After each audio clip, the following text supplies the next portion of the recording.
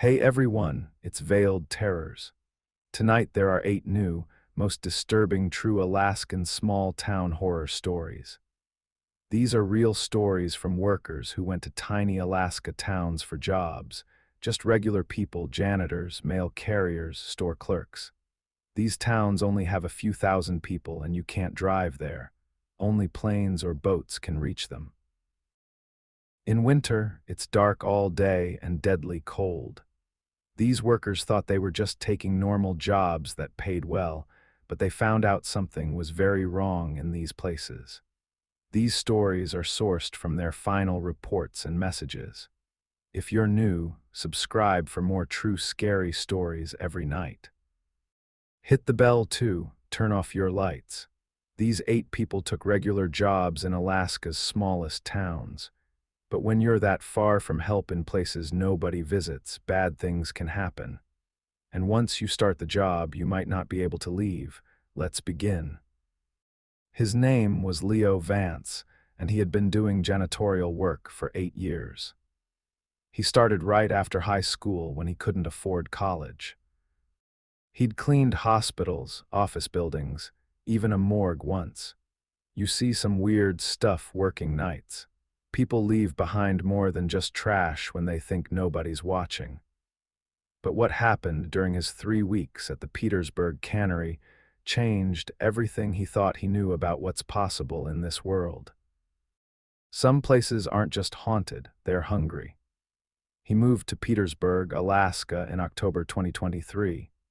It's a tiny fishing town, maybe 3,000 people if you count the seasonal workers. They call it Little Norway because half the families came over from Scandinavia generations ago. The whole place smelled like fish and diesel fuel, but it was honest work, and the pay was decent if you could handle the isolation. The job posting was simple: night janitor at Rosmo's and Sons Cannery, 1,000 p.m. to 600 a.m., $18 an hour. The building had been there since 1912, still running the same processing lines as his great-grandfather's time. Old brick walls, wooden floors worn smooth by a century of boots, and machinery that should have been replaced decades ago but somehow kept chugging along. His supervisor was an old Norwegian man named Olaf Jensen. He had been with the company for 43 years and knew every pipe and bolt in the place. The first night, Olaf walked him through the routine: mop the processing floor, clean the cutting stations, sanitize the conveyors, empty the trash, check the drains. Simple enough. Just remember, Olaf said as they stood in the main processing area. Don't look down the drains, just mop around them, empty the buckets, move on. Trust me on this one, Leo. He figured it was some safety thing, maybe sharp metal or dangerous chemicals. The floor drains were old cast iron, about a foot across, scattered throughout the processing area. They bubbled constantly, like something was breathing down there. Olaf said it was normal. Old building, weird plumbing, happened all the time. The first thing that struck him was how clean everything was. Spotless. The day shift processed thousands of pounds of salmon, but by the time he showed up, you'd think the machines had never been used. No blood, no scales, no fish guts anywhere. Even the smell was wrong. It should have reeked of dead fish, but it just smelled like emptiness. In the supply closet, he found cleaning products from the 1950s. The labels were faded, but the chemicals were still strong enough to burn your eyes. There was a logbook tucked behind a can of Lysol, handwritten entries dating back decades. Night Custodian 47, hired October 15th, lasted 3 weeks. Below that, Night Custodian 46, hired September 20th, lasted 2 weeks. The list went on and on. 47 names, all short-term employees. He was number 48. The first 2 nights went fine. Strange, but fine. He'd mop around those bubbling drains, clean equipment that was already clean, and count the hours until dawn. The building made noises at night. Old places do that. Settling wood, metal expanding and contracting, pipes gurgling. nothing he hadn't heard before. But on the third night, he dropped his keys down one of the drains. He had to look. He couldn't afford to lose those keys. They opened the building, the supply closets, everything. He shined his flashlight down the drain, expecting to see maybe 6 feet of pipe before it bent away. Instead, the light kept going and going, like the drain had no bottom. But that wasn't the weird part. At the very edge of his flashlight's range, he could see light coming from somewhere below. Not electric light, something older, like oil lamps or candles. And he could hear machinery running down there, different machinery than upstairs, slower, rhythmic, like breathing. He used the grabber tool from the supply closet to fish out his keys. When he pulled them up, there were extras. Old brass keys he'd never seen before, rusted and worn smooth. They were still on his ring like they'd always been there. Curiosity killed the cat, but he was still alive. He tried those keys on doors he'd never noticed before. Behind the main processing line, there was a door painted the same color as the wall. One of the old keys fit perfectly. The room behind it was impossible. Another processing line, identical to the main floor, but running backwards. Fish parts were moving up the conveyor belt, assembling themselves into whole salmon. The reassembled fish were alive, swimming through the air like it was water, moving through the walls back toward the ocean. He stood there for maybe 20 minutes, watching dead fish put themselves back together. Every logical part of his brain was screaming that this couldn't be happening. But there it was, right in front of him. He found another door and another key fit. This room had workers in it, dozens of them from different time periods, all working at once. Men in 1920s overalls, women in 1960s hairnets, guys in modern uniforms.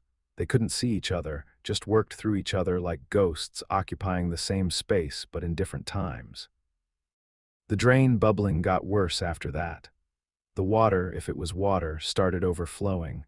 It was too thick, too dark, and it moved against gravity. It crept up the walls and formed temporary shapes, hands, faces, things that almost looked human but weren't quite right. Behind the supply closet, he found a service ladder leading down through the floor. The building blueprints didn't show any basement, but there it was. He climbed down into what he could only call the lower cannery. Everything was identical to upstairs but reversed. Left was right. All the text was backwards. Even the workers moved in reverse, walking backwards, talking backwards, living their entire shifts in rewind. The machinery ran backwards, too, uncanning fish, removing labels, reforming the creatures piece by piece. But these fish weren't normal. Too many eyes, human teeth, fingers instead of fins, things that had never swum in any ocean. That's when he understood. The upper cannery canned fish. The lower cannery uncanned them. An endless cycle connected by the drain system, circulating the same biomass up and down forever. Nothing ever really died. Nothing was ever really created, just transformed, processed, reprocessed. He found employee records down there. The same names were repeated every generation, the same faces in photographs spanning decades. The Jensens had been working here since 1912, the Andersons since 1924, the Vances, his family, since 1961. They weren't employees, they were part of the machine. The smell from the drains was getting stronger every night, rotting fish mixed with something alive, something aware. He started feeling weak during his shifts, dizzy, like he was fading somehow. One night, he looked in the bathroom mirror and could see right through himself. The machines were processing him, not all at once, but gradually, bit by bit, dissolving him into the same dark liquid that bubbled up from the drains. By the fifth night, he only existed from 1000 p.m. to 600 a.m. During the day, he just wasn't, nowhere, nothing. Reformed each night to clean, dissolved again at dawn. He tried to quit, but you can't quit when you only exist 8 hours a day. During business hours, when the office was open, he didn't exist to hand in his resignation. He was already too processed. The whole town operated this way. Day people and night people, never fully real. The cannery is the heart, pumping existence through the drain system like blood, rationing reality to keep everyone functioning just enough to do their jobs. He learned what happened to the night custodians who quit after a few weeks. They didn't quit. They got fully processed, became permanent fixtures in the building's infrastructure. Olaf wasn't just an old employee. His consciousness was spread through the concrete foundation, aware, but unable to move or die. He could still talk because his voice was built into the building itself. The fish they canned weren't fish. They were fragments of people, memories made flesh. Every can of Petersburg salmon contained someone's dreams, fears, hopes, compressed and sealed. The labels didn't lie, it really was wild caught. Wild caught human experience, processed and shipped to grocery stores across the country. One night, the upper machinery turned on by itself. There were no fish on the belts, but it was processing something. Shadows, dark shapes being cut, cleaned, and canned like fish. The labels read, premium darkness, wild caught void, sustainably sourced nothing. These cans disappeared by morning, shipped somewhere else, but no shipping records existed. The backwards cannery below was trying to rebuild them from the cans, but it always got the reconstruction wrong. Too many eyes, human teeth, fingers instead of fins. They were being recycled imperfectly, generation after generation, getting a little more wrong each time. He found the main drain in the basement, a massive chamber where all of Petersburg's drains connected. The town's dissolved residents, a soup of consciousness and memory, circulated through pipes beneath their feet. Every sink, every shower, every toilet connected to this central processing system. The night he discovered the main chamber, he also found the truth about the town itself. Petersburg isn't just a fishing village, it's a processing plant. The fish industry is just the cover story. What they really harvest is human essence, packaged and distributed to, he didn't know where. Somewhere that needs what they used to be. He had been cleaning this cannery for 3 weeks now. Every night, the same routine. Mop around the drains, clean equipment that cleans itself, exist just enough to maintain the illusion. The morning dissolves him. The evening rebuilds him, always a little less than before. If you've ever eaten Petersburg salmon, you've tasted them. They're in every can. The fishermen who caught them, the processors who cleaned them, the night janitors who maintained the system, all of them, dissolved and reformed and canned and shipped. Sometimes he saw new employees during his shift, day workers who stayed late, security guards, other night staff. He wanted to warn them, but his words just came out as bubbles floating up to join the processing system. Soon they'd be like him. Part-time people existing just enough to keep the machines running. The drains were bubbling louder tonight. Something big was being processed. Maybe the whole town, finally. Maybe the last of the real people were being dissolved into the system. Soon there would be nothing left but the cannery running on its own, processing shadows into darkness, shipping emptiness to the world above. Don't trust the labels, they're the catch. They're what's being canned. And if you've tasted them, part of you is already dissolving, already becoming part of the system, already starting to exist only part-time. The 600 a.m. whistle was about to blow, time for him to dissolve again until tonight. Time to become nothing until the cannery needs him to exist. Just remember, don't look in the drains, don't drop your keys, don't use the extra keys you find. And whatever you do, don't eat the salmon. They're still in there, still aware, still trying to warn you from inside the cans. But you probably won't listen. Nobody ever does. That's how the cannery keeps running. That's how it keeps processing. That's how they all end up dissolved, canned, and shipped away from themselves forever. The whistle was blowing now. Time to go, time to become nothing again. He would be back tonight, if there was still enough of him left to see anything at all. Her name was Alina Reyes, and she had been a mail carrier for the United States Postal Service for 4 years. She started working regular routes in Anchorage, delivering to neighborhoods where the biggest challenge was icy sidewalks and the occasional aggressive dog. She thought she understood what postal work meant, bringing people their letters, packages, and medicine, connecting families across distances. But when she transferred to Bethel, Alaska, in January 2022, she learned that some mail routes go to places that shouldn't exist. Bethel sits in the middle of the Yukon-Kuskokwim Delta, home to about 6,300 people. It's the hub for dozens of tiny villages scattered across the tundra. There are no roads connecting it to anywhere else. Everything comes and goes by plane or boat.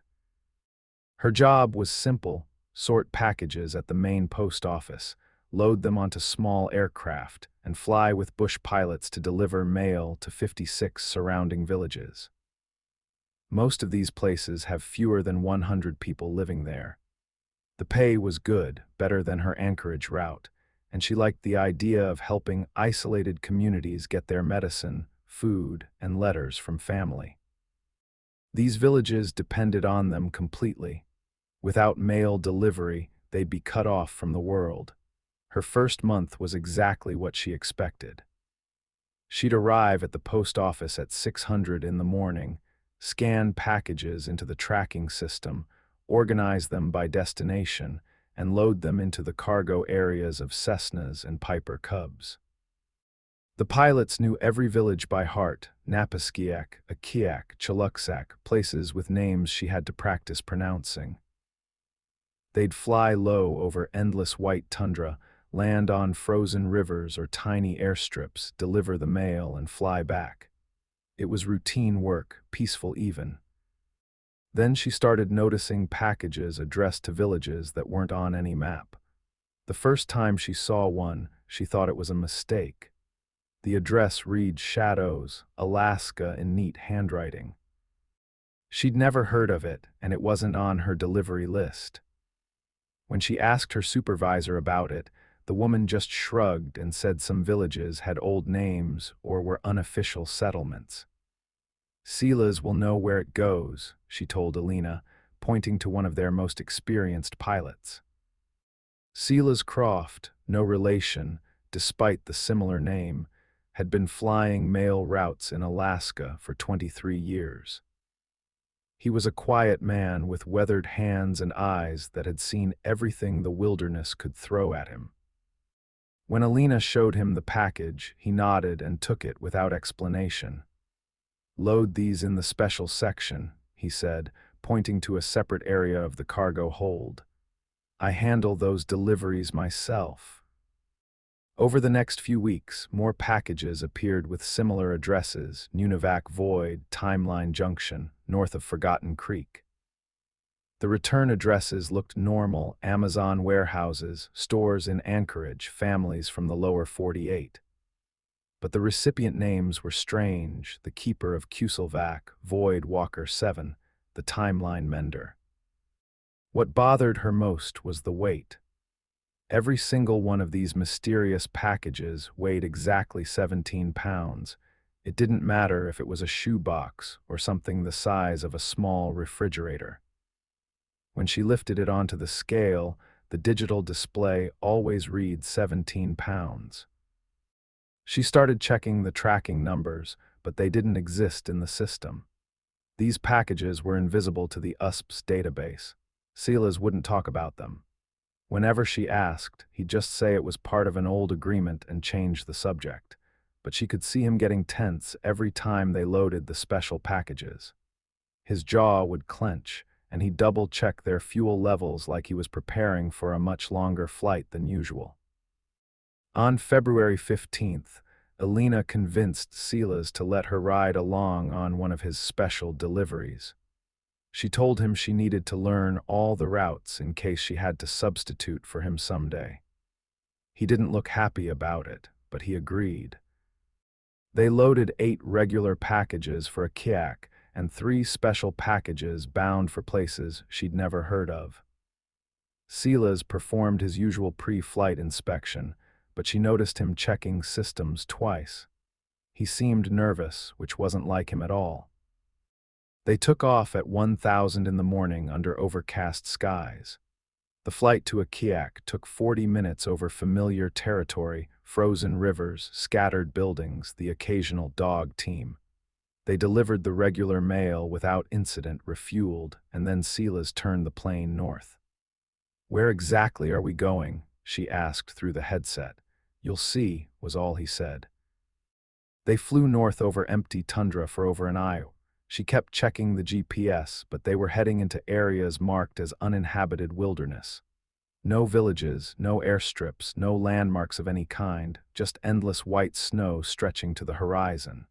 "Silas, there's nothing out here," she said, starting to worry about their fuel consumption. "There will be," he replied and started descending. She looked down and saw absolutely nothing. No buildings, no people, no sign of human presence anywhere. They were descending toward flat, empty tundra that stretched for miles in every direction. Then, as they got closer to the ground, structures began to appear. Not like they were hidden by snow or camouflaged, they literally materialized as they descended. First, a few small buildings flickered into view like a television tuning into a channel. Then more appeared until she could see an entire village laid out below them, complete with houses, storage buildings, and what looked like a community center. But something was wrong with the architecture. The buildings were too tall for an Alaskan village, stretching upward at angles that hurt to look at directly.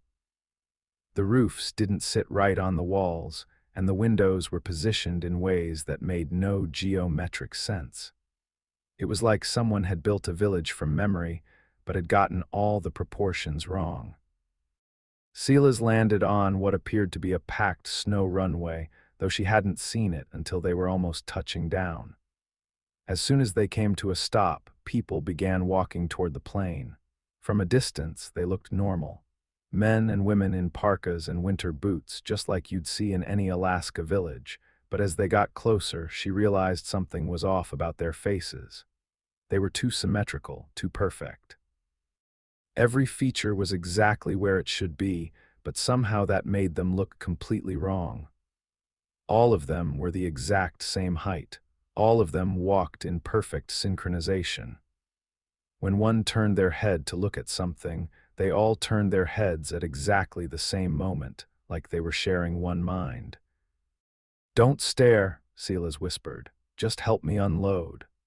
The villagers, if that's what they were, approached the plane in a perfect line. They didn't speak, didn't smile, didn't acknowledge them as individuals. They simply took the packages Silas handed them, signed receipts with identical handwriting, and walked away in formation. In return, they loaded packages into the plane. Same size variety, same perfect 17 pounds weight for each one. The return addresses were for real villages she knew: Bethel, Akiak, Napaskiak. But when she glanced at the recipient names, they were people she recognized: the post office clerk, the man from the weather station, the clinic nurse. "Silas," she whispered, "these are going to people we know." "Don't open them," he said quietly, not looking at her. "Don't scan them, just deliver them. It's part of the agreement." They finished loading in complete silence. The villagers stood in a perfect line, watching them with their two perfect faces. Not one of them moved or spoke until they were back in the plane and taxiing for takeoff. As they climbed into the sky, Elena looked back at the village. It was already fading, becoming transparent until it disappeared completely. By the time they reached their cruising altitude, there was nothing below them but empty tundra again. "What the hell was that place?" she asked. Silas was quiet for a long time. Finally, he said, "Somewhere that isn't supposed to exist, but it does. And we have to keep it that way." When they got back to Bethel, she couldn't resist checking one of the return packages. She scanned it into the system while Silas was in the bathroom. The tracking number came up, but the delivery date showed 50 years ago. The recipient, according to the computer, had received this exact package in 1972. She scanned another one. The system showed a delivery date of 2077 to someone who hadn't been born yet, at an address that didn't exist. That night, she took one of the smaller packages home. She knew she wasn't supposed to, but she had to know what was inside something that weighed 17 pounds but could fit in a shoebox. She opened it carefully with a box cutter. Inside, there was nothing visible, just empty space. But when she reached inside, her hand touched something with weight and substance. Even though she couldn't see anything there, the nothing, she didn't know how else to describe it, started spreading up her arm. Not cold, not warm, just absent. As it climbed toward her shoulder, she started seeing things, visions of places that existed between other places. Empty spaces in the world where things that shouldn't be could hide and wait. She saw the truth about those villages. They exist in the spaces between our reality and somewhere else. The post office has been keeping them separate for decades, using the mail route as a barrier. If they stop delivering to them, they merge with our world, replacing real villages, real people. The 17 pounds isn't random. It's the exact weight needed to anchor them in their dimension, to keep them from drifting into Iors. She jerked her hand out of the package and the feeling stopped, but the knowledge remained. They weren't just delivering mail to isolated villages. They were feeding something that should stay hungry. Over the next few weeks, she started recognizing names on the packages going to regular villages. People who'd gone missing over the years, presumed dead in the wilderness. They were living in the between villages, and they were ordering things from our world. Each package delivered to them pulled them slightly closer to our reality. By March, the special deliveries had doubled. They were taking 60 packages daily to places that didn't exist, and real villages started reporting strange visitors. People walking out of the tundra, claiming to be relatives but looking wrong, too young or too old, features blurred like an old photograph. An elder in a kiak pulled her aside during a delivery. "The old agreement is breaking," he said. "They want to trade places with us." She found a manifest from 1971 in the post office files. The first special delivery was dated the same year as an underground nuclear test in the area. The test didn't create a crater, it punched a hole between dimensions and things leaked through. The Postal Service made a deal, they deliver to them and they stay in their dimension. Everyone stays safe, but they weren't just delivering packages. Each delivery traded a small piece of our reality for a piece of theirs. Bethel started changing.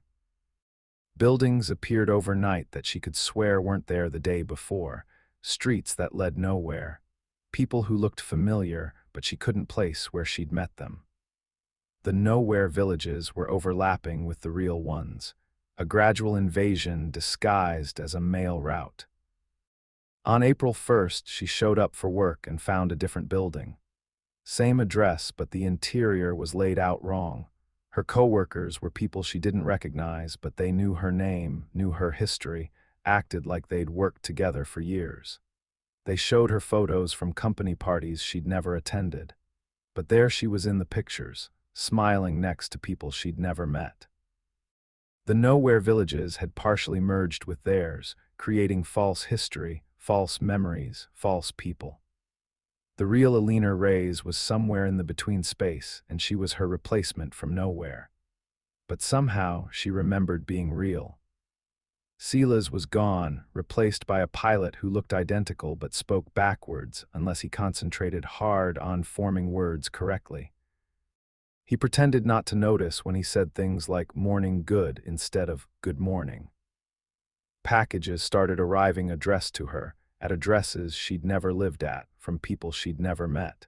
When she opened them, they contained pieces of her life from another dimension. Photographs of her as a child in places she'd never been, letters from family members she didn't have. Personal belongings she'd never owned but somehow recognized. She realized that everyone in Bethel was being slowly replaced, package by package, delivery by delivery. The post office wasn't delivering mail anymore. It was delivering replacements for all of them. She's still working the routes. She can't stop. Something compels her to keep loading those planes, to keep flying to places that shouldn't exist. But she doesn't know if she's the real Alina Reyes or the replacement. The packages keep coming. Reality keeps shifting, and Bethel isn't Bethel anymore. Sometimes she catches glimpses of the real town in reflections in windows or in photographs that change when she's not looking at them directly. The real people are still there, somewhere in the between space, probably wondering why their mail carrier looks like someone they used to know but can't quite remember. If you ever take a job with the Postal Service in a remote area, pay attention to packages that don't scan into the system. Check the weights carefully. And if you find yourself delivering to places that aren't on any map, don't ask questions. Don't look too closely at the recipients, because some agreements are too old and too dangerous to break, even when you realize you might not be real enough to make that choice anymore. The mail must go through, even when it's delivering pieces of reality to places that shouldn't exist, even when the return address is somewhere you used to be real. Her name was Chloe Bennett, and she had been working retail for 4 years. She started at Target in Seattle right out of high school, then moved to a Walmart in Spokane before ending up here. She had dealt with angry customers, shoplifters, and even a robbery attempt. She thought she'd seen everything retail could throw at her. But what happened during her night shifts at AC Value Center in Sitka, Alaska, changed everything she thought she knew about the places we work. Sometimes the real horror isn't the customers, it's the store itself. She was 22 and moved to Sitka in October 2024 because her boyfriend got a job on a fishing boat. Sitka's weird. It's on Baranof Island with about 8,500 people, and it rains maybe 300 days a year. Everything comes in by barge because there are no roads connecting it to anywhere else. It's beautiful but isolated in a way that gets to you after a while. AC Value Center was hiring, and they offered her the overnight shift, 11 p.m. to 7 a.m. Extra $4 an hour hazard pay, they called it. She figured hazard pay meant dealing with drunk fishermen buying chips at 3 a.m., not whatever came later. The store was the only 24-hour place in town, an old building from 1974 with those buzzing fluorescent lights that never shut up. It seemed like the perfect job for an introvert like her. Empty store, no customers to deal with, just mop floors and stock shelves. Her manager, Doris, was a tired-looking woman in her 50s who'd been there since the store opened. She gave Chloe the basic rundown: restock from the delivery pallets, clean the floors, help the occasional customer, and call her if anything major happened. The first week was peaceful. She'd put in her earbuds, stock toilet paper and canned goods, and help the random drunk guy find his favorite brand of chips. The work was easy, the pay was decent for Sitka, and she liked being alone with her thoughts. Then, on Wednesday of her second week, she found products on the shelves she hadn't stocked. At first, she thought maybe the day shift had put out some returns or Doris had come in early to stock something special. But these weren't returns. They were brand new items, still with the shipping plastic on them. The weird thing was, they were almost right, but not quite. Instead of Pepsi, there were cans of something called Crest Cola. Same red and blue logo style, but the can was dark green. When she checked the security footage the next morning, she found something that made her skin crawl. At exactly 4:17 a.m., the camera showed an empty shelf. In the very next frame, the Crest Cola was there, no transition, no person stocking it.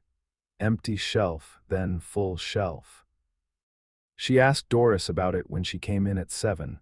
The manager barely looked up from her coffee. "Oh, that happens sometimes," she said. "Shipping companies make mistakes, send us off-brand stuff that's close enough, just mark it down and put it out. Customers never complain." But customers did buy these items, and that's when things got really strange. Chloe started paying attention and documenting everything. Every single night, exactly 23 new items appeared at 4:17 a.m.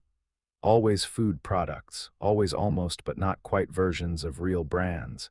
Wonder Bread became Wonder Bread, Cheerios became Cheeries. Small changes that were easy to miss unless you were looking for them. The customers who bought these items were strange, too. They only bought the fake products, nothing else. They paid an exact change, never made small talk, and they all parked in the same spot, parking space number 13. They walked the exact same path through the store every time, picked up their items, paid, and left. They never spoke except to say thank you in the same flat tone. One night she followed a customer outside. It was a middle-aged woman in a rain jacket who'd bought 3 cans of something called Camp Bull's soup. The woman walked to parking space 13, got to where her car should be, and then just stepped sideways into nothing. Not into darkness, not around a corner. She stepped sideways into the space between the light poles and simply stopped existing. Chloe ran over to check. There was nothing there. No car, no woman, just empty pavement and the sound of rain. The money they paid with felt wrong, too. The bills were too smooth, like they'd never been folded or wrinkled. All the serial numbers were sequential, and they were all dated 1987, which made no sense.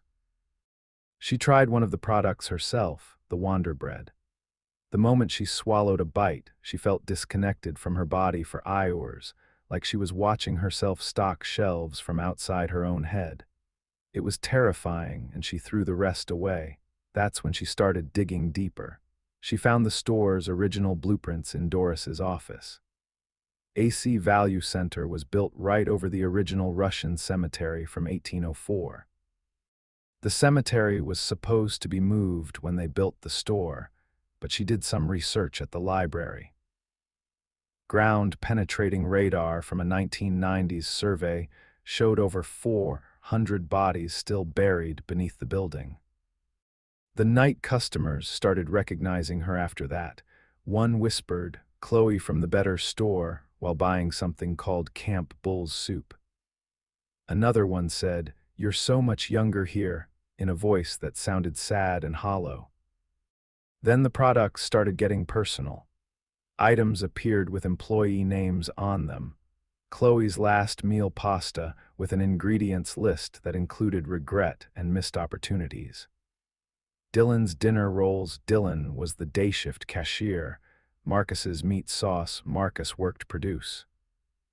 She mapped where all these fake products appeared, and they formed a perfect spiral pattern through the store. Everything led toward the freezer aisle in the back. In the freezer, behind the normal frozen foods, she found products that made her blood turn cold. Milk cartons with photos of missing Sitka residents on the sides. People who'd vanished over the years, a fisherman from 2018, a teacher from 2020, a teenager from last summer. Their faces were on cartons labeled "Missing Person Milk," and their eyes seemed to follow her as she moved. At 4:17 a.m. on a Friday night, she saw how the products appeared. The air split like tearing fabric, creating a gap about 3 feet wide. Through that gap, she could see another version of Sitka. The buildings were different colors, the cars were older models, and everyone moved in reverse, walking backward, talking with words coming out before they opened their mouths. In that other store, through the tear in reality, she saw herself. But she was older, grayer, wearing a manager's name tag.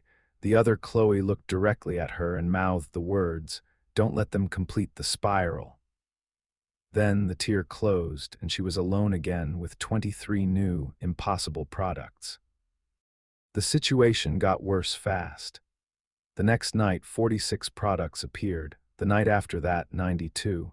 The fake items were doubling each time, taking over entire aisles. During the day, her coworkers started finding notes in their lockers written in their own handwriting, but none of them remembered writing them. Stop coming to work. The store is feeding. We're the products now. All were dated a week in the future.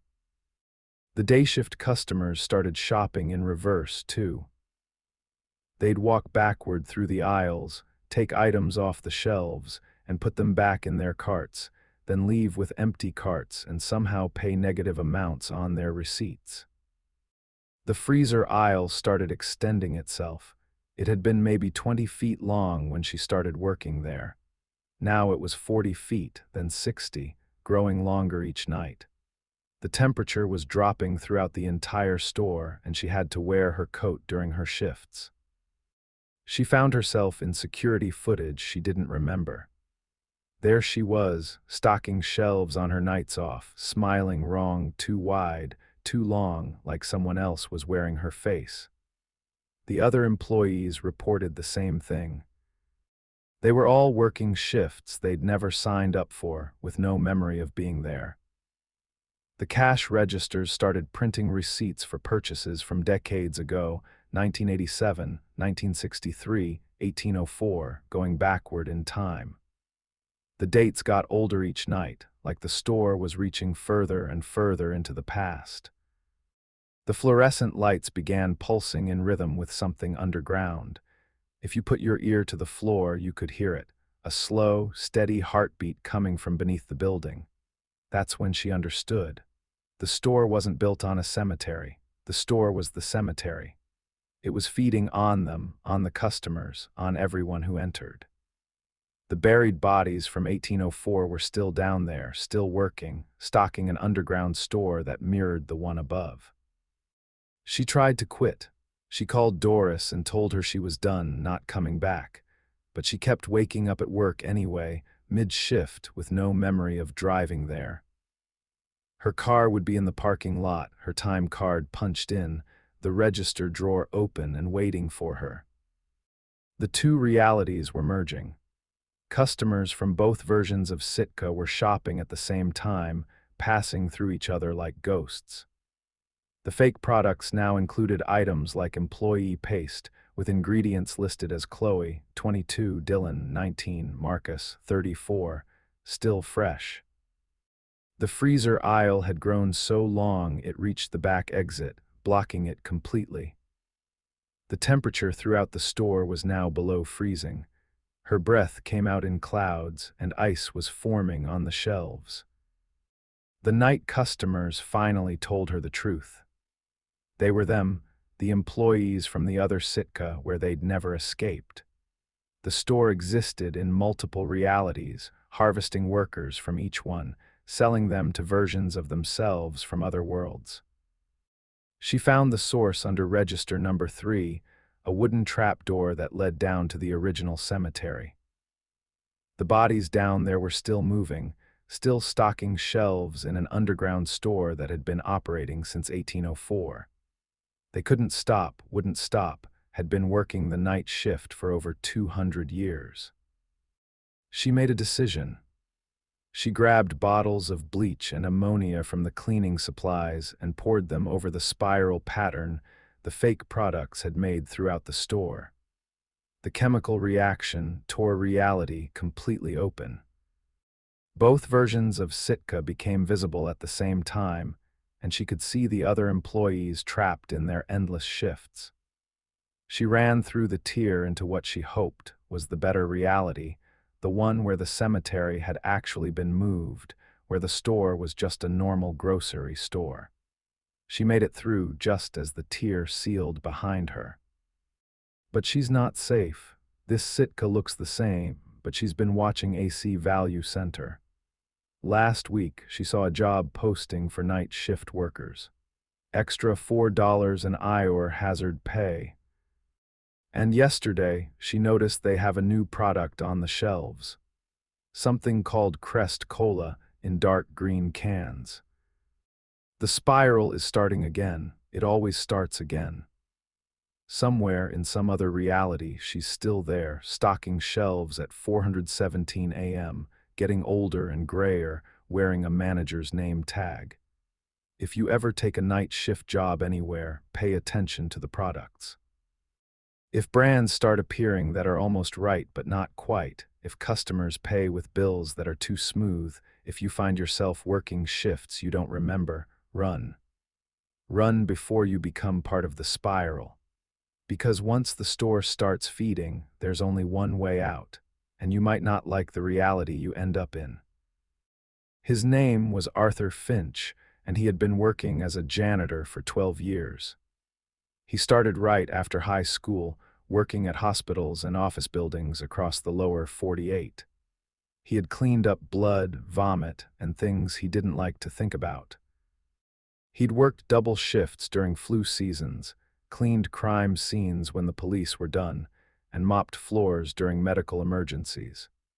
He thought he'd seen everything a janitor could see. But what happened in January 2020 at Norton Sound Regional Hospital in Nome, Alaska, changed everything he thought he knew about temperature, time, and reality itself. He moved to Nome to escape a bad divorce. His ex-wife took everything. He needed a fresh start somewhere nobody knew him. The hospital job came with good benefits and free housing, a small apartment right in town. Nome has about 3,800 people and sits right on the Bering Sea, famous for the gold rush back in the day.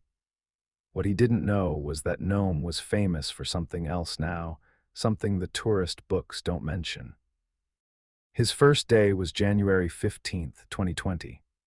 The temperature outside was 30 degrees F, typical for an Alaska winter. But when he walked into the hospital lobby, he stopped dead. There were 47 thermometers mounted on the walls, not one or two 47. Digital ones, old mercury ones, fancy electronic displays, even some that looked handmade. And every single one showed a different temperature. One read minus 40 degrees. The one next to it showed plus 72 degrees. Another displayed plus 2,000 degrees, which should have melted the wall. One in the corner was showing symbols that weren't even numbers, just strange marks that hurt to look at. The other weird thing was that everyone who worked there carried their own personal thermometer. Nurses, doctors, orderlies, even the receptionist. They'd check them constantly, like some people check their phones. And they all dressed according to whatever their thermometer said, not what the weather actually was. His supervisor, Helen, showed him around that first day. She was wearing a heavy parka with fur trim, winter boots, and thick gloves. He was sweating in just a t-shirt and jeans. They were standing in the same room at the same moment, but she was shivering while he was wiping sweat from his forehead. "Don't look so confused," she said, her breath coming out in visible puffs, even though he felt like he was in a sauna. "You'll understand soon enough. Since 1995, Nome exists in multiple temperature realities. The trick is to pick one thermometer and stick to it. Whatever temperature it shows, that's your reality." He laughed, thinking it was some kind of hazing ritual for the new guy. "Come on, Helen, temperature is temperature. It's the same for everyone." She got serious real quick. "Arthur, I'm going to say this once, and you better listen good. Walk over to that wall and touch 2 different thermometers at the same time, but be ready for what happens." He figured he'd humor her. He walked over to the wall and put his left hand on a thermometer reading 40 degrees and his right hand on one showing plus 90 degrees. The second he touched both of them, pain shot through his body like lightning. His left hand froze solid instantly. Ice crystals formed on his fingers and he couldn't move them. At the exact same time, his right hand started burning. The skin turned red, then started blistering like he'd grabbed a hot stove. Same body, same person, 2 completely different realities happening at once. He yanked his hands away, screaming. Helen helped him to the employee break room where she had a medical kit ready like this happened all the time. "Now you understand," she said, treating his frostbite and burns simultaneously. "Welcome to Nome, Population 3,800, existing in about 50 different temperature zones at any given moment. The hospital had a whole ward dedicated to what they called temperature-confused patients, people who got caught between realities or couldn't stick to just one thermometer reading. He saw a man whose top half was suffering from hypothermia while his legs had heat stroke. His torso was blue and shivering, but his feet were swollen and red from overheating. There was a little girl who couldn't have been more than 8 years old when he first saw her, but her hands looked 40 years old, wrinkled, spotted with age. Her feet were tiny, like a 3-year-old's. Helen explained that the temperature you experience controls how fast time passes for you. Colder zones age you slower. Hot zones speed everything up. In the basement, he found people who'd been in Nome since 1995, when this all started, but they'd only aged 5 years because they stuck to freezing temperatures. They looked almost exactly like they did 25 years ago. But in other rooms, he met people who had aged 50 years in just the past 5, dying of old age in their 30s because they chose hot thermometer readings. The hospital basement was off limits to cleaning staff, but he had never been good at following rules. One night, he snuck down there with his mop bucket as cover. He found a massive hole in the concrete floor, maybe 20 feet across. When he shined his flashlight down, he could see different time periods at different depths. 10 feet down looked like 1995. He could see old computers and furniture that matched the decade. 20 feet down was clearly the 1960s, all wood paneling and rotary phones. 30 feet down looked like the 1800s, all rough wood and oil lamps. The deeper it went, the further back in time it showed. And the hole was breathing, actually breathing like a living thing. Each breath exhaled different temperatures from different time periods all at once. Hot air from what looked like prehistoric times, freezing gusts from the Ice Age, temperate breezes from times he couldn't even identify. That's when he realized this wasn't just about temperature. This was about time itself breaking apart in Nome. Things got worse after that. He started noticing his reflection was wrong in the men's room mirror. Sometimes he looked older, sometimes younger, depending on which thermometer reading his body was unconsciously following. When he got angry, the temperature around him spiked to 100 degrees. When he was scared, it dropped to -60 degrees. His coworker Daniel was the first to disappear from his reality. He got stuck in the -20 degrees zone and became invisible to anyone experiencing warmer temperatures. They could hear him screaming for help, begging them to see him, but he just wasn't there anymore. His locker still had his stuff, his time card still got punched, but none of them could see or touch him. The hospital's patient records started showing people admitted from futures that hadn't happened yet. A woman came in with injuries from a car accident scheduled for next Tuesday. She kept talking about events that were supposed to happen tomorrow, next week, next month. Then he found his own medical records, multiple versions. In one, he died at age 34 from hypothermia. In another, he died at 45 from heat stroke. A third showed him dying at 67 from old age, and a fourth had him dying at 31 next week from something called temporal displacement syndrome. He realized why the locals stick to one thermometer. Seeing all your possible deaths laid out like that drives you insane. Every choice you make about temperature determines which death you get when it happens, how much of your life you actually get to live. The hole in the basement started getting stronger. It began pulling people in, literally sucking them into different time periods. Those pulled into cold zones emerged in Nome's past. Those dragged into hot zones got shot into the future. The hospital started losing staff, not to quitting, but to time itself. He found a diary in the archives from 1897 written in handwriting he recognized immediately. It was his.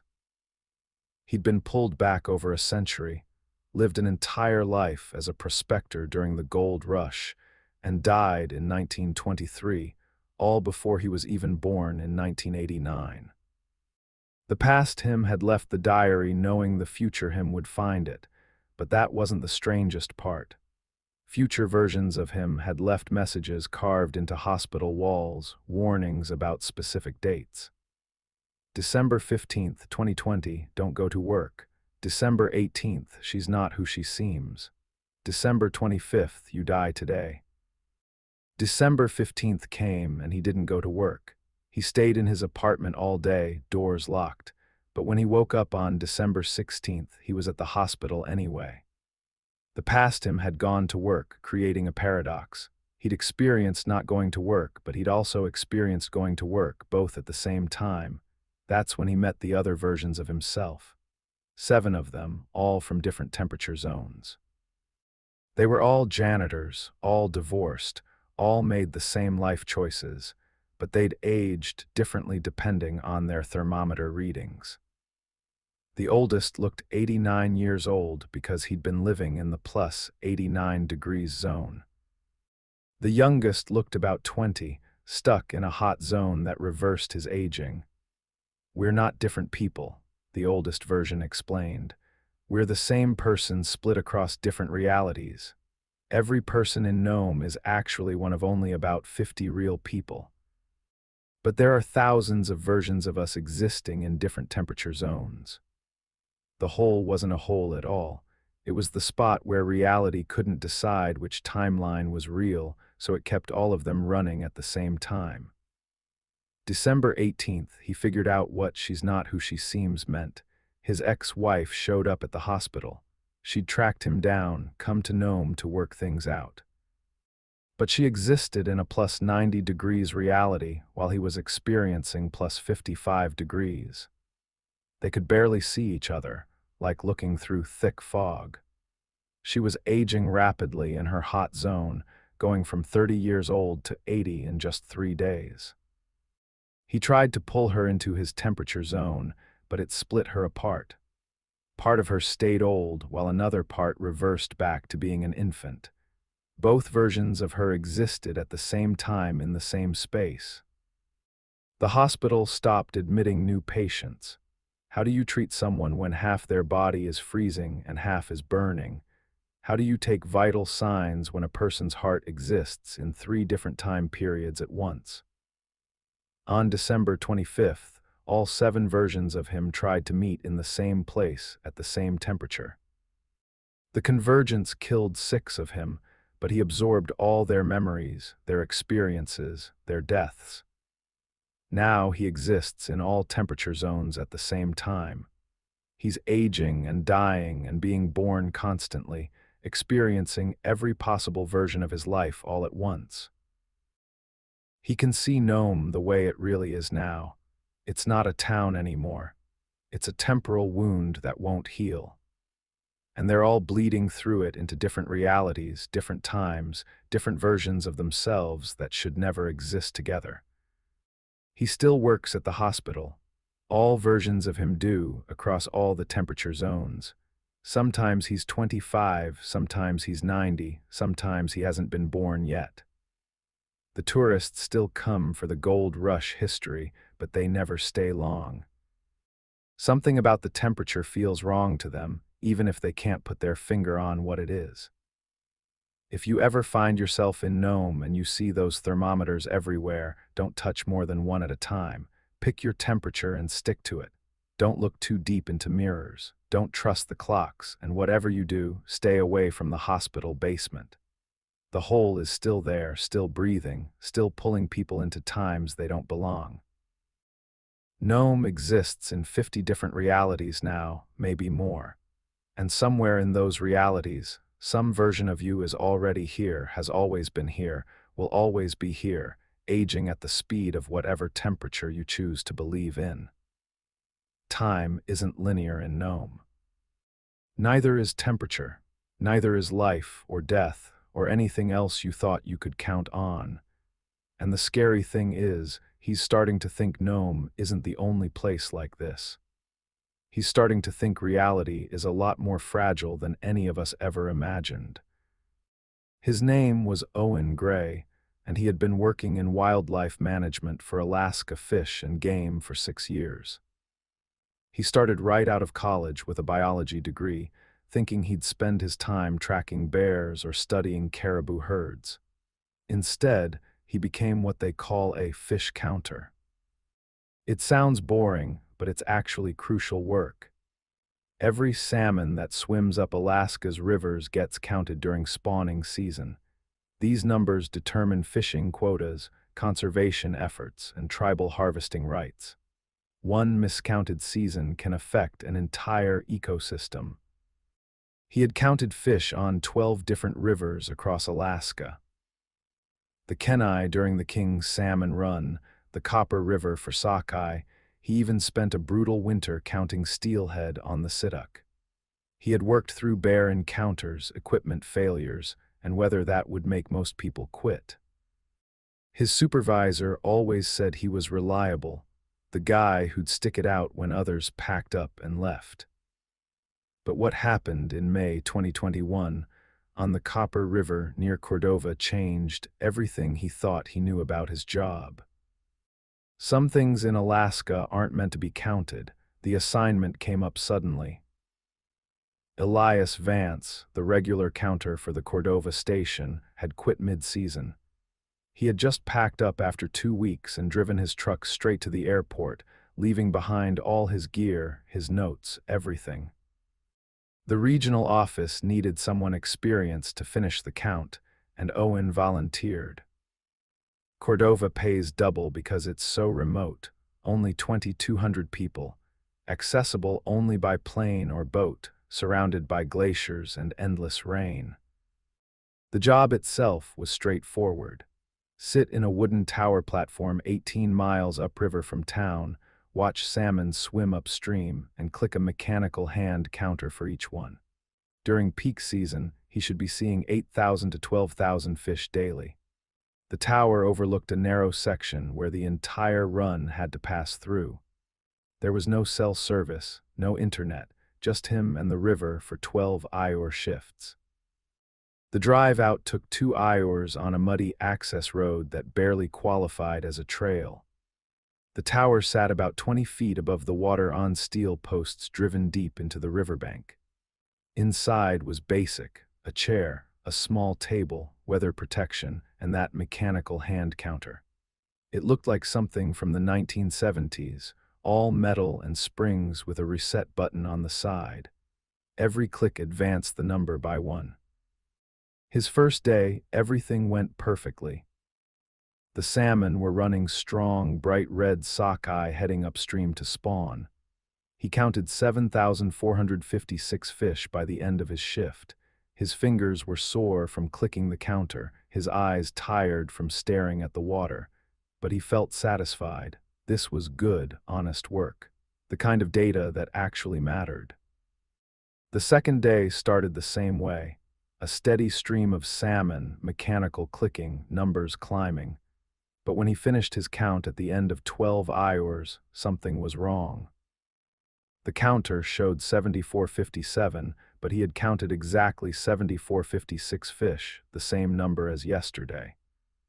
He knew because he'd been extra careful, even making tick marks on paper to double-check. One extra click had to be his mistake, but then he remembered something that happened around 2:47 p.m. He'd been watching a particularly large sockeye navigate the rapids when he heard the counter click behind him. He turned around, confused, because his hand wasn't near the button. The metal counter was sitting on the table, and he swore he heard it click by itself. At the time, he figured it was just the old mechanism settling or something. Metal expands and contracts, springs wear out. But now, looking at that extra number, he wasn't so sure. He found Elias's belongings still in the storage area under the tower. His rain gear, some canned food, and a small notebook wedged between 2 boards. Most of the pages were standard fish counts, but the last entry made his blood run cold. Day 14. Can't do this anymore. They're not all fish swimming up there. Stop counting the others. Don't let it get to 100,000. He checked the logbooks going back 10 years. Every single fish counter had recorded exactly one extra click per day, always at 2:47 p.m. Always just one extra, no matter what the daily total was. The third day, he set up his phone to record a video of the counter at exactly 2:47 p.m. The battery died at 2:46. He tried again the fourth day with a backup camera. It malfunctioned at 2:45. By the fifth day, he brought 3 cameras and positioned them at different angles around the counter. At 2:47 p.m., he watched the counter through all 3 camera viewfinders. The water looked normal. Salmon swimming upstream, nothing unusual. But the counter clicked anyway, advancing from 32:47 to 32:48, even though he hadn't seen a fish pass in over a minute. He reviewed the footage that night in his cabin. The camera showed nothing but empty water at the exact moment the counter advanced, but in the background audio, he could hear something that made him replay the video 20 times. A sound like footsteps in water, slow, deliberate against the current. The feeling of being watched started on day 8. Every time he looked up from the counter, he felt eyes on him from somewhere in the river, not from the forest or the shore, but from the water itself. Like something under the surface was studying his routine, learning his patterns. He found more of Elias's notes hidden inside the counter mechanism, loose pages covered with increasingly frantic handwriting. Day 5 saw shapes moving on the riverbed, too deep to make out clearly, but they were walking upright. Day 8 they saw me back. One looked up at the tower and waved. Day 12 counted 47 of them today. They move in formation like they're marching somewhere. On day 10, he decided not to count fish at all. He just sat in the tower and watched the water. The counter stayed at 0 all day until exactly 2:47 p.m. Then it clicked. Once, just once, without any fish passing, without him touching it. But this time he was ready. He had brought polarized sunglasses to cut through the glare on the water's surface. At 2:47, he stared straight down into the river and saw something that shouldn't exist. A shadow walked along the bottom of the river. Human-shaped, human-sized, moving steadily upstream against the current, not swimming or floating, walking. The water was at least 15 feet deep at that point, but this thing was walking on the riverbed like it was solid ground. The next day, 3 shadows passed at 2:47 p.m. The counter clicked 3 times by itself. The day after that, 7 shadows, 7 clicks. They moved in single file, evenly spaced, heading upstream with purpose, like soldiers on patrol. An old Otna woman named Anna came by the tower on day 15. She was checking traditional fishing sites downstream and saw him watching the water intently. "You're counting more than fish," she said without introduction. "What do you mean?" He asked. "The Copper River has been taking payment since the big earthquake in 1964, she explained, still collecting what it's owed. She told him the 1964 earthquake had created underwater cave systems throughout the riverbed. Some of the local fishermen who went out that day never came back. Their boats were found empty, engines still running, anchored in calm water. The crews had just vanished, but according to the elder, they hadn't really vanished.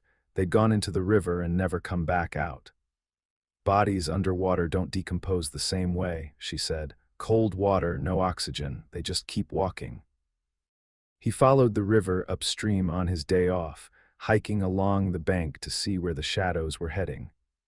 About 5 miles up, he found something that wasn't on any map. A massive whirlpool in a section where the river should have been shallow. The whirlpool was perfectly round, maybe 50 feet across, spinning slowly but constantly. The water was so dark it looked black, and it pulled everything down into depths that seemed impossible. Branches, leaves, anything that fell in disappeared immediately. He watched for 2 hours and saw them, the shadows walking straight into the whirlpool, disappearing into its depths. But more kept coming from downstream, an endless procession heading for that dark water. They weren't swimming upstream to spawn like the salmon, they were going home. That night, he set up an underwater camera with a waterproof housing and lowered it into the river on a long cable. The footage he recovered changed everything.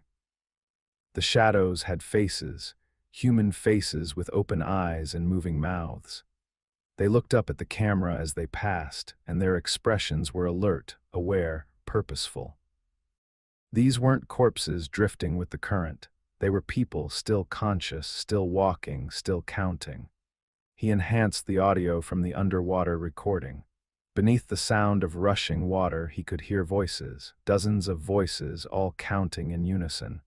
5847, 5848, 5849. One face in the footage made him drop the camera. It was Elias Vance, the previous counter. He'd been missing for 3 months, officially listed as a voluntary quit. But there he was, walking along the riverbed, his mouth moving in silent counting, his eyes fixed on something ahead. His reflection in the river started acting wrong on day 22. When he looked down at the water, his reflection would move when he was sitting still. It would turn its head to watch him, even when he was looking away. Sometimes he'd catch it in his peripheral vision, waving at him from the water's surface. The mechanical counter began malfunctioning more seriously. Some days it would count backwards, subtracting fish that had clearly passed upstream. When it reached 0, it kept going into negative numbers, -1, -2, -3, -15, -67.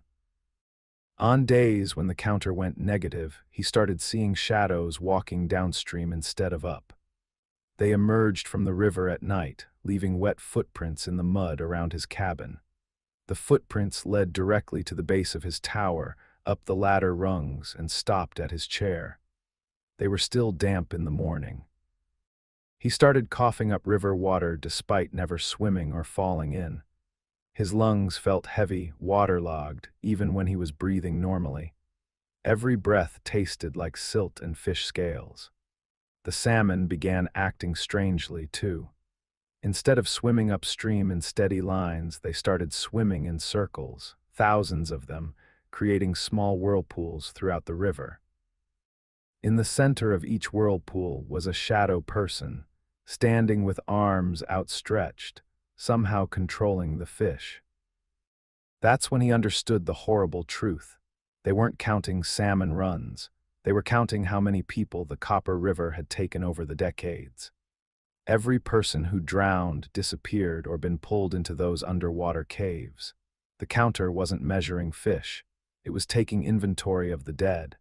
And every fish counter eventually joined them, walking the riverbed forever, counting endlessly, part of the river's eternal census. On day 28, he woke up standing waist deep in the river, 3 miles downstream from his cabin. The counter was in his hand, and he'd been clicking it in his sleep. He had no memory of leaving his bed, getting dressed, or walking to the water. The counter showed an impossible number, 89,456, more than the entire salmon run for the season. But it wasn't counting fish anymore. It was counting every person who'd ever died in Alaska's waters, going back generations. The shadows surrounded him in the river, all former fish counters from decades past. He recognized some faces from old employee photos at the regional office. Elias stood directly in front of him, his skin gray-blue like drowned flesh. "Once you count them all, you become one of us," he said, his voice bubbling with river water. "We're almost done now, just a few more thousand to go." He fought his way back to shore, but his legs felt heavy and cold. His skin was taking on that same gray-blue color. The river was inside him now. He could feel every current, every fish, every shadow walking the bottom. He was becoming part of the system he'd been hired to monitor. He made it to his truck and started driving toward town, but he kept turning around. Something compelled him to go back to finish the count. The number needed to reach 100,000. After that, the census would be complete, and he could rest. He's writing this from his cabin, but his feet are in the water. The counter is in his hand, clicking automatically now. 99,997, 99,998, 99,999. The water is up to his knees, then his waist. He can see Elias and the others waiting for him in the deeper water, patient and still. 100,000. The clicking stops. He's walking deeper now. His name was Marco Diaz, and he had been running heavy equipment for 12 years. He started right out of high school with his uncle's construction company in Tucson, working his way up from flagman to operating million-dollar excavators. He had dug foundations in every kind of ground you could imagine: desert hardpan that breaks jackhammer bits, Louisiana swamp that swallows entire machines, Rocky Mountain granite that sparks when you hit it. He thought he'd seen it all. But what happened in July 2019 in Barrow, Alaska, changed everything he thought he knew about what's buried beneath our feet. Some things should never be disturbed. The job came through a contractor in Anchorage. They needed experienced operators for a rush project, a new medical clinic in Barrow, Alaska's northernmost town. It's a place of 4,400 people living right on the Arctic Ocean, where the sun doesn't rise for 65 straight days in winter. But July meant 24-hour daylight, perfect for construction work. The pay was incredible, triple his normal rate, plus housing and meals. 15 of them flew up from the lower 48. Barrow sits on permafrost that goes down hundreds of feet. The town exists because of oil money and government contracts. Everything costs 5 times the normal price because it all has to be shipped or flown in. A gallon of milk runs $12. The locals were friendly enough, mostly Inupiat families who have lived there for generations, but they kept their distance from the work site. The site was an empty lot where the old community center had burned down in 1987. Just packed gravel and weeds growing in the brief summer, but he noticed something odd right away. None of the local kids played there. In a town that small, kids play everywhere. When he asked their liaison, an older Inupiat man, he just shrugged and said, "Some places are better left alone." They started digging on July 15th. It was a beautiful Arctic summer day, with the temperature around 50 degrees F and no wind. He was running a CAT 320 excavator, the perfect machine for precision work in tough conditions. The first few feet were loose gravel and compressed earth, exactly what they expected. Then, at 4 feet, they hit permafrost. Now, permafrost in July usually looks like concrete mixed with ice chunks. It's tough to dig, but manageable if you take your time. This permafrost was different.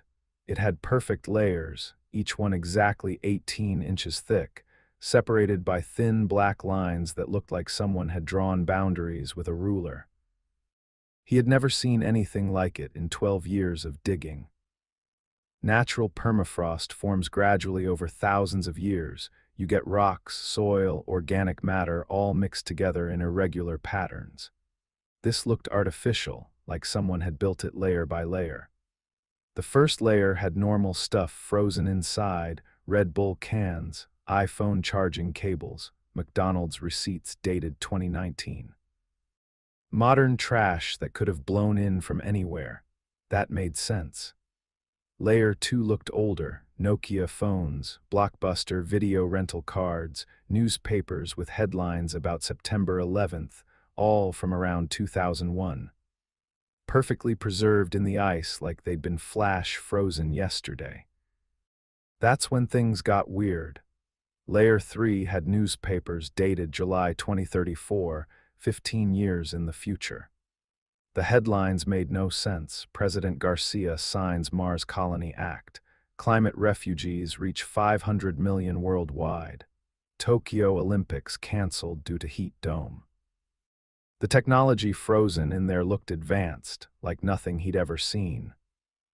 Phones without screens, some kind of contact lenses, devices he couldn't even identify. He called his foreman over. The foreman, a 20-year construction veteran who'd seen everything, stared at those future newspapers for a full minute without saying a word. Then he told Marco to keep digging and not to mention this to the other crews. Layer 4 snapped back to 1982. Atari game cartridges, Reagan campaign buttons, a Walkman still playing when they thought it out. The chronology made no sense. Why would older items be deeper than newer ones, except for that one future layer? Layer 5 showed the year 2057. He found his own driver's license in there. The photo showed him at 72 years old. Same name, same address in Tucson, but an old man's face he'd never seen before. The expiration date was 40 years away. His hands were shaking as he held that impossible license. That was his signature on it, but he'd never signed it. The picture showed his eyes, his nose, his mouth, just aged and weathered. How could something that didn't exist yet be frozen in permafrost? Layer 6 had World War II items, military rations, letters from soldiers, newspapers announcing Germany's surrender. All from 1945, 74 years old but looking fresh as yesterday. Layer 7 contained their obituaries. All 15 crew members died on various dates between 2089 and 2094. His read, Marco Diaz, 104, died Thursday at Barrow Memorial Hospital. Survived by wife Maria, children Roberto and Alina, and 7 grandchildren. He'd been married to his wife for 3 years. They had no kids. There was no Barrow Memorial Hospital. But somehow he was reading his own death notice from 70 years in the future. Layer 8 had Bronze Age tools, hammered copper, carved bone, stone axes. But Layer 9 jumped to the year 3045, with writing in languages that didn't exist and technology that looked more like art than machinery. Layer 10 had a human skull, perfect teeth, good bone density, looked maybe 30 years old. They ran the dental records through their company database as a joke. It matched the crane operator exactly. The crane operator was standing right next to him, very much alive. They kept digging. Every layer had more impossible things. Their construction equipment, rusted and broken like it, had been buried for centuries. The medical clinic they were building, already completed and then ruined. Bodies wearing their exact clothes, their jewelry, their tattoos. In Layer 20 he found himself, literally himself, frozen solid, maybe 25 years old, holding a note in his handwriting that said, "Don't dig past Layer 30. Marco, age 34. He wrote that exact note right then and placed it in the frozen Marco's hand, creating the paradox he just discovered. The ink was still wet when the permafrost claimed it. That's when the disappearances started. Workers would be there 1 minute, gone the next, not walking away, just suddenly not existing. But they'd find them in the deeper layers, fresh bodies in permafrost that had supposedly been frozen for decades or centuries. He realized they weren't digging through time. They were digging through every possible timeline at once. This spot existed in all realities simultaneously. Everyone who came here got scattered across different versions of history and the future. The black lines between layers weren't soil boundaries, they were the edges between parallel worlds. At Layer 25, they found themselves still digging, but they were also up on the surface watching themselves work. Multiple versions of the same crew, some young, some old, some dead, some not born yet. Different versions of Marco started talking to each other. Elderly Marco warned about Layer 30. That's where all timelines meet. Everyone dies there in every reality. But they couldn't stop digging. Their bodies moved without their control, like something was operating the machines through them. They found versions of the clinic from timelines where nuclear war happened. Another timeline where Alaska was a tropical jungle. Another where humans never evolved at all. Layer 29 contained every version of every person who'd ever stood on this spot. Millions of bodies, all aware, all screaming silently, trying to climb out but frozen in place forever. The weight of infinite timelines started collapsing reality. The ground cracked, different eras bleeding together. He saw dinosaurs walking past spaceships, ancient Inupiat hunters sharing the ice with robots from centuries ahead. Layer 30 wasn't permafrost, it was empty space, an absolute void where all possibilities began. The moment they breached it, time stopped making sense. Past, present, and future happened simultaneously. He watched himself being born, dying, working this job, never taking this job, becoming a teacher, a mechanic, a soldier. Infinite versions of Marco Diaz making infinite choices across infinite worlds. The construction site became everything at once: empty tundra, a thriving city, a nuclear wasteland, the ocean floor, a mountain peak, an endless void. All possibilities existing in the same space. Workers were pulled into their own timelines, scattered across every version of history. He grabbed the excavator controls as realities collapsed, watching Barrow cycle through Stone Age settlements, futuristic cities, and underwater ruins, all flickering like a broken television. He managed to climb out as the timelines reconverged, but he doesn't know which reality he returned to. The medical clinic stands completed now. It has been running for 20 years, according to the locals, but he remembers starting construction yesterday. The other 14 workers, official records show they never existed. No employment records, no social security numbers, no families looking for them. But sometimes he sees them in reflections or catches glimpses in photographs, working jobs in timelines that might be real. Time is broken in Barrow.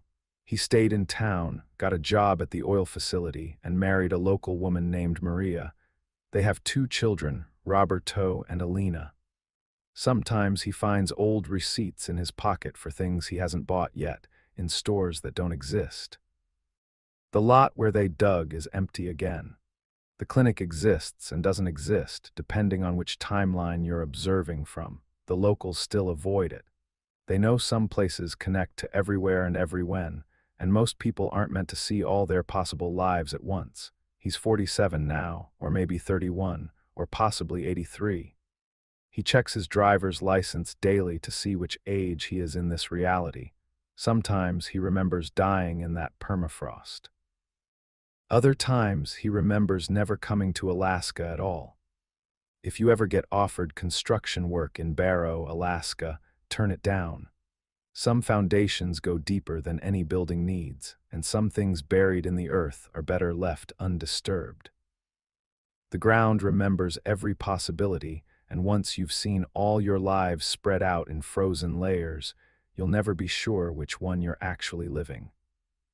Her name was Isla Chen, and she worked as a cruise ship greeter at the Ketchikan dock for one summer that changed everything.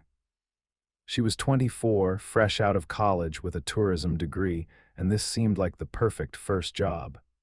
Sunny days, happy tourists, good tips. What could go wrong? Ketchikan is this tiny town in Alaska with only 8,000 people. But every summer, it gets hit with over 1 million cruise tourists. That's crazy when you think about it. 5 massive ships dock there every single day from May through September. These aren't little boats, either. They're floating cities with 3,000 to 4,000 passengers each. Her job was simple.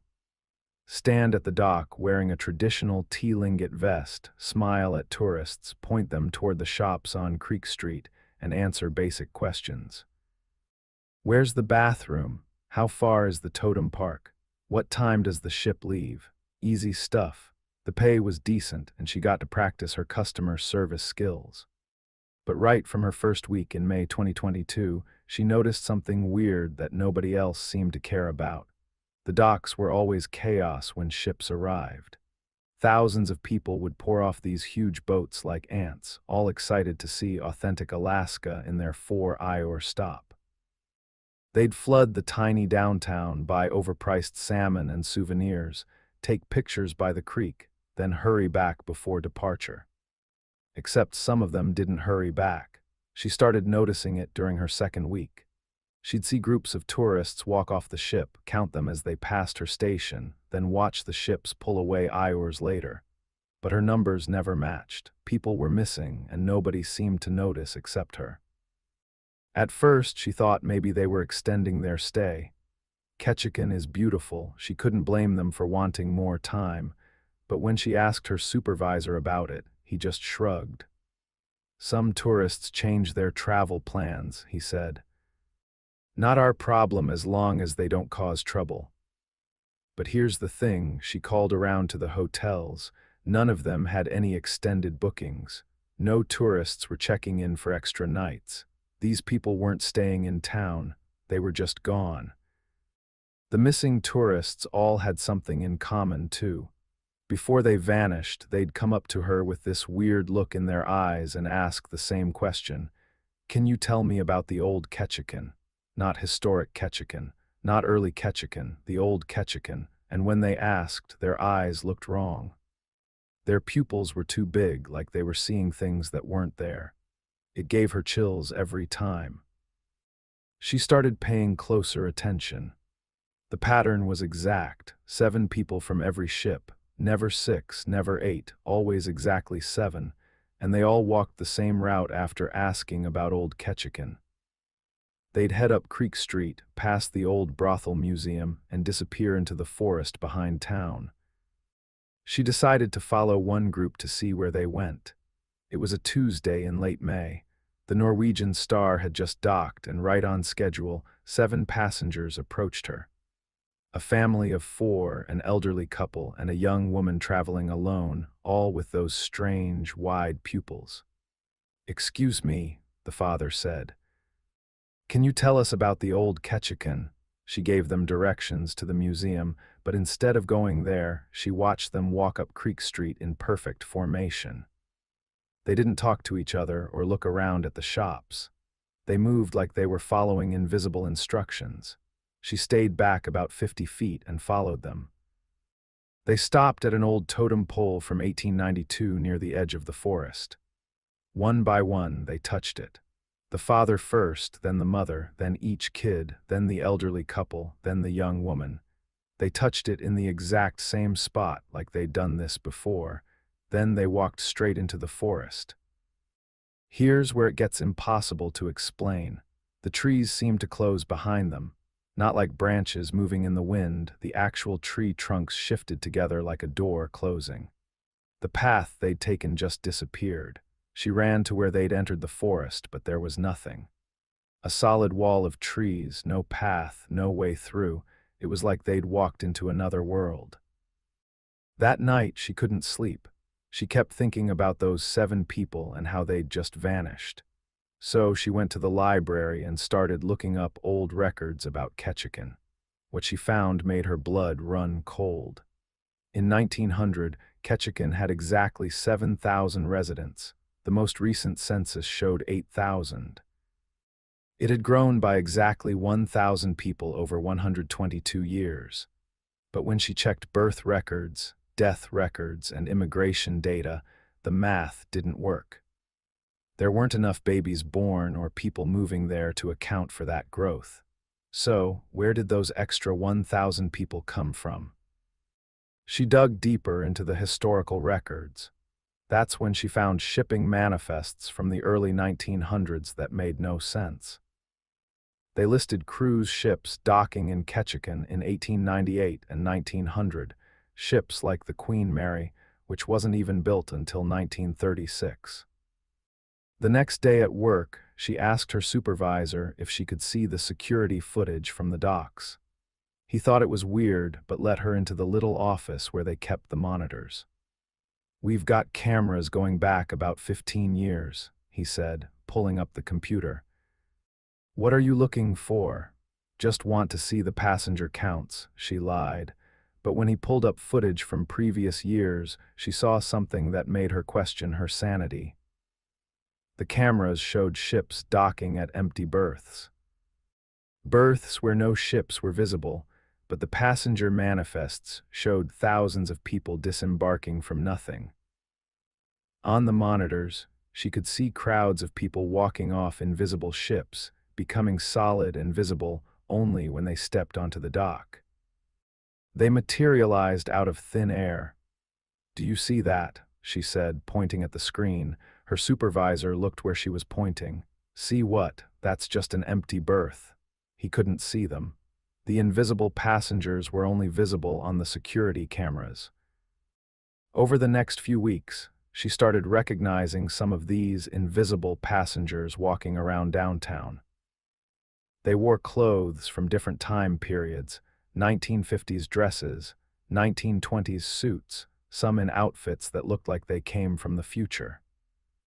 They worked in the shops now, had taken jobs from locals, but nobody seemed to notice the change. Their credit cards worked, their money was real, but when she tried to look up their backgrounds online, nothing existed. No social media, no records, nothing. One day in early June, a tourist from what looked like the normal timeline approached her. But she was wearing clothes that seemed slightly off, familiar but wrong, like a movie costume of modern clothes. "Excuse me," the woman said, "has the merger happened yet?" "What merger?" Isla asked. The woman's face went white. "Oh God, you're still real." Then she looked around frantically. "What year is this?" 2022, Isla said. No, no, no, the woman started backing away. "I'm in the wrong timeline. I need to get back to my ship." She turned and ran toward the forest path, but before she reached the tree line, she just disappeared, vanished into thin air. The only thing left was her purse, dropped on the ground. Isla picked it up and looked inside. Her driver's license showed a Ketchikan address, but when she checked later, that street didn't exist in their town. That's when she realized the truth. Ketchikan wasn't just a cruise destination.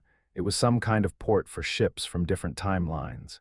The totem pole was an anchor point, keeping all these different versions of reality connected.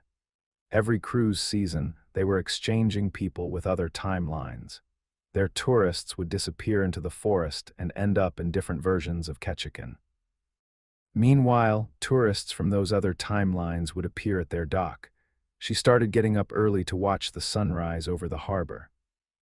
At dawn, when the light hit the water just right, she could see them, dozens of ships that weren't supposed to be there.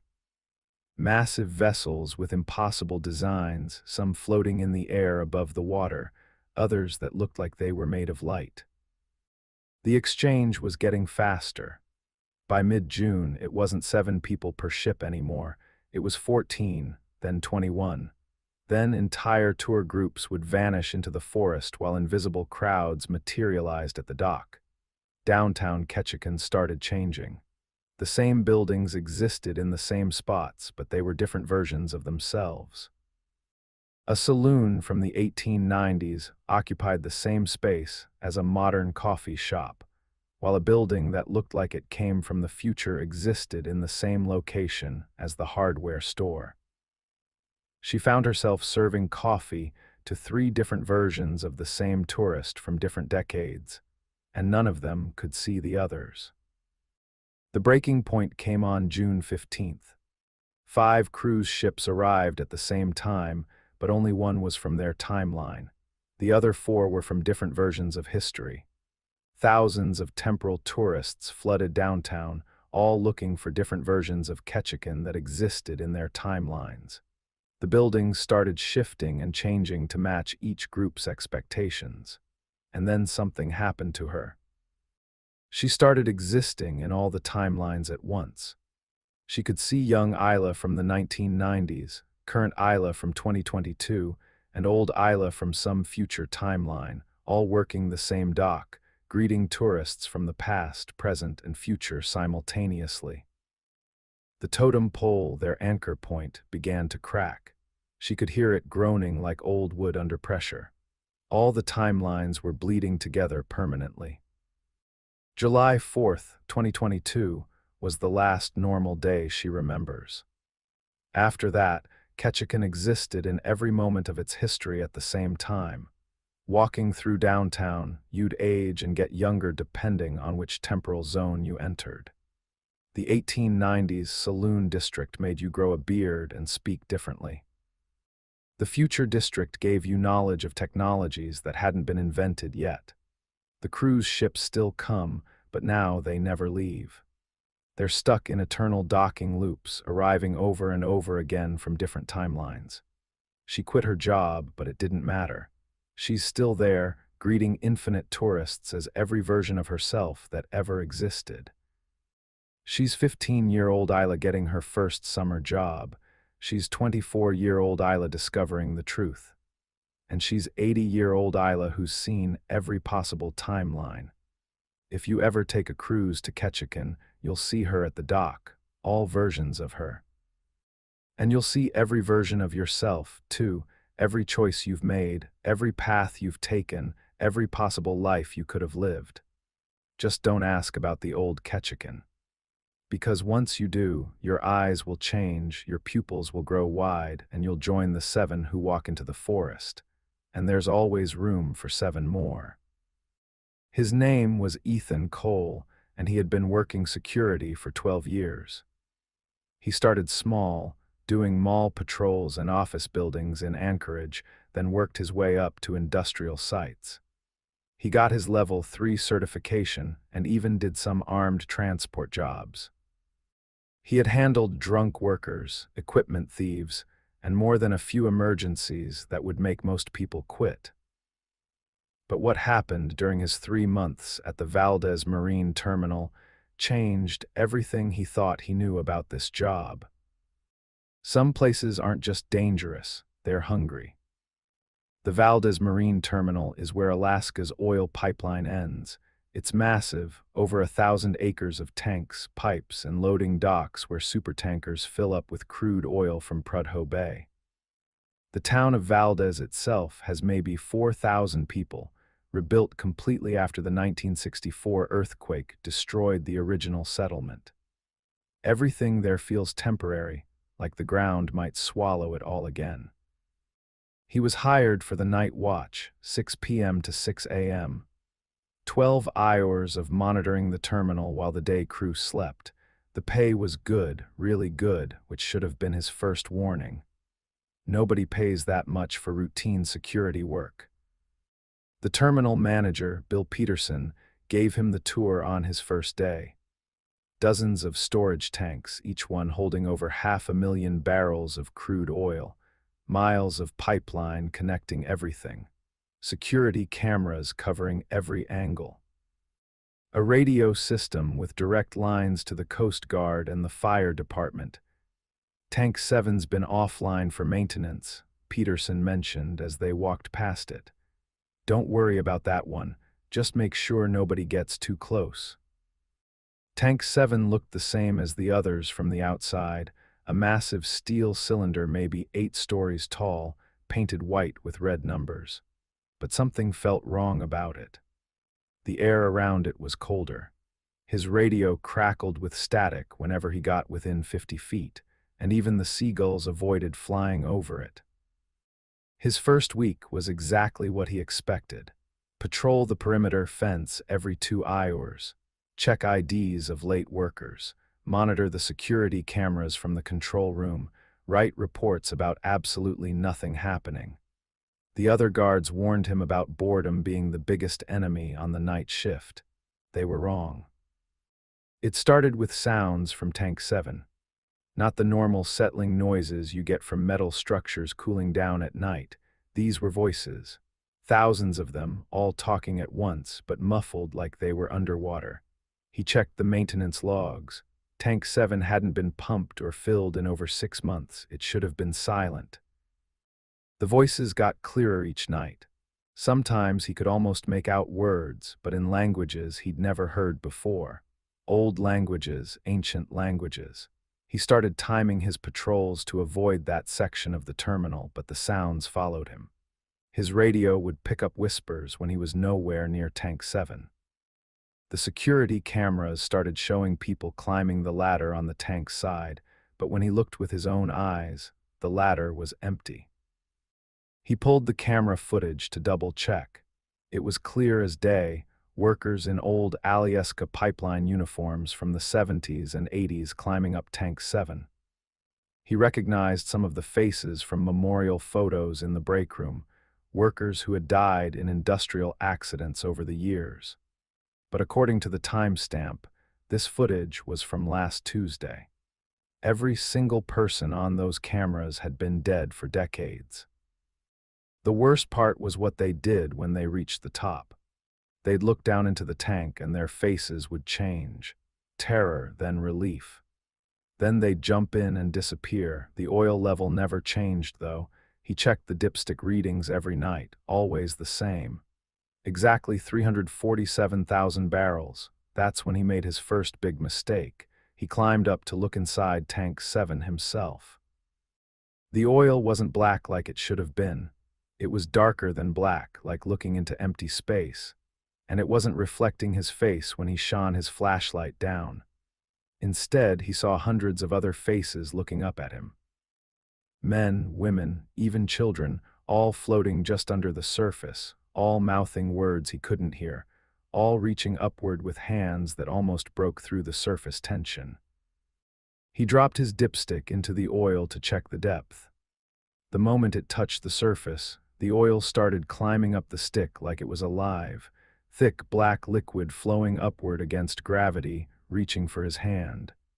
He yanked the stick back so fast he nearly fell off the platform. The oil sample in the container moved on its own, forming shapes, hands pressing against the glass, faces that looked familiar, letters that spelled out HELP over and over again. He took it to the lab for analysis, telling them it was a routine maintenance check. The results came back 3 days later. The lab tech looked confused when she handed him the report. "This is weird, Ethan. Your oil sample has organic compounds that don't make sense. DNA markers, human DNA markers, like this oil used to be. People." He started asking questions around the terminal. The older workers would clam up when he mentioned Tank 7. Finally, an old-timer who'd been there since the pipeline opened pulled him aside. "That tank's been trouble since day one," the man said. "Back in '89, they were drilling a new site up north and hit something that wasn't on any geological survey. It was already refined, already processed, like it had been underground for millions of years, waiting." The other guards started reporting problems, too. Shadows moving in their peripheral vision. Footsteps on the metal catwalks when nobody else was around. Equipment failures that maintenance couldn't explain. But the worst discovery came during his 4th week. The terminal's automated pump system activated at exactly 3 a.m. every night.